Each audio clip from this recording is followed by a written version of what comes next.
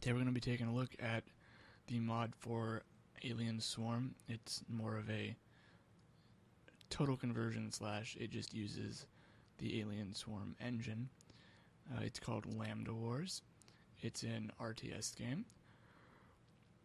that is set in the Half-Life 2 universe. First we're going to head on over to Steam, type in Lambda in the search box, and it's the first thing that pops up. Then head down and hit play, and then either yes or no, depending on if you're in the Steam client or on the web page. In the background here, I start up a single-player game versus the AI just to get a feel of what's going on. And I have to say, I'm rather impressed with what they've got going on so far. As some people may know, I'm a pretty huge RTS fan, so getting the opportunity to play a game of a particular universe, such as the Half-Life universe, with a genre of game that it normally isn't in, it's definitely a welcome, because, let's be honest, who doesn't want to control little guys running around in your favorite universe? So I have to say I'm impressed. I liked the simplicity of the economy. You've only got two things to worry about: power and the other resource, which I'm not really sure on the name of. But anyways, it's next to the little flag.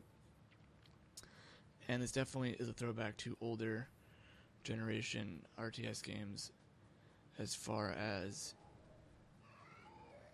needing power to get the base to work, but it also adds in newer style mechanics, such as capturing the control points on the map to increase supplies.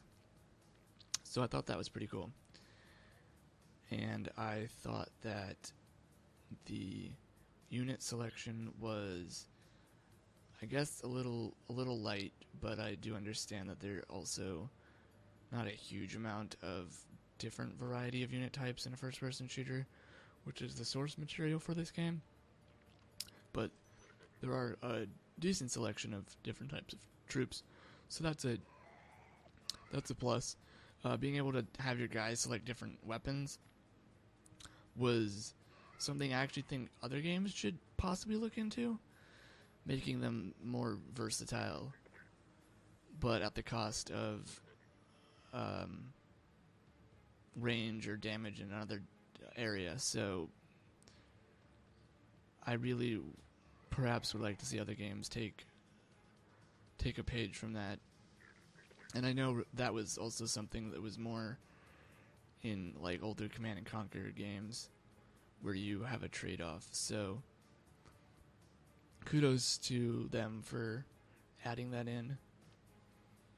As far as negatives go, I have to say that as I mentioned before, the units variety is a bit on the thin side, but it is a mod, and there isn't, as I said, a whole lot of source material as far as different types of units. They all have different guns. It was a first-person shooter, but it would be cool to see more stuff from different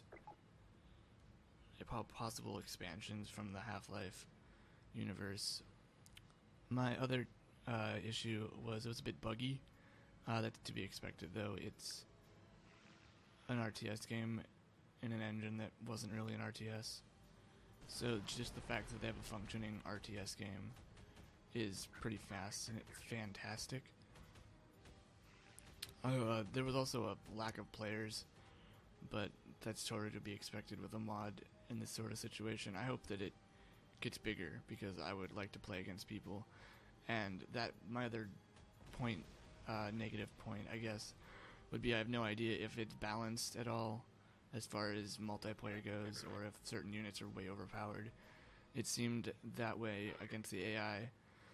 At the end of this game, I ended up getting one of the endgame units, and while it is an endgame unit and it was expensive, as far as what the AI fielded, it was pretty ridiculous. Like, even if was another person and I had in the same situation, or similar situation, I think it'd be no contest, as the unit that I made was way better. In a competitive slash, competitive minded game, you want to be able to counter stuff, and so that'd be my only complaint. I really liked it. I really would like to play some more of it. I would like to also try it against another person, just to see how that goes. But if you enjoy RTS games and you like the Half-Life universe, this is definitely a free option that is really cool, and I really can't wait to see what goes into it next. Until next time, I'm Wigan, and keep on modding.